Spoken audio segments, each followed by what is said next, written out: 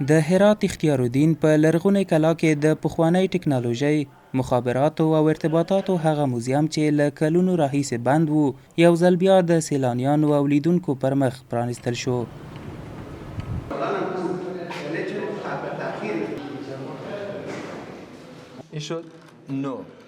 مسؤلین وایي په دې موزیم کې سلګونه تاریخي او ارزښتناک آثار نندارې ته ایښودل شوي چې پکې پخواني ټلویزیونونه، رادیوګانې، کامرې او د تیر وخت نور بیلابیل وسایل شامل دي.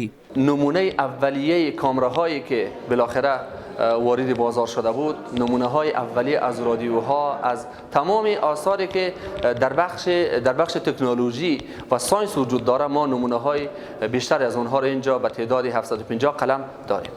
در بخش جذب گردشگرها و در بخش جذب بازدیدکنندگان نقش مهم و مؤثر ایفا خواهد کرد.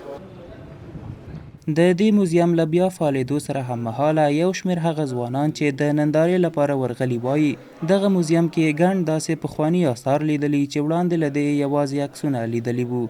دوی له نور خلکو هم غوښتنه کوي چې د دې تاریخي آثارو لیدنې لپاره موزیم ته ورشي.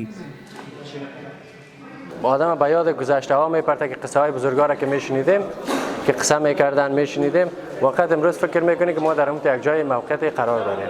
چیزایی که ما داشتیم داریم و ببینیم که چقدر از گذشته تا به امروز چقدر تغییرات آمده در دنیای امروزی. مثلا چیزایی هست اینجا که اصلا دیده نشده، بیام اینجا علم اینا بالا میره، پیشرفت میکنه اینجا.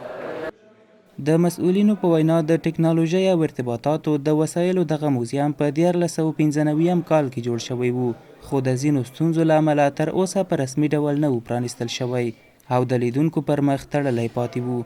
سید عالم هاشمي، حریت رادیو، هرات.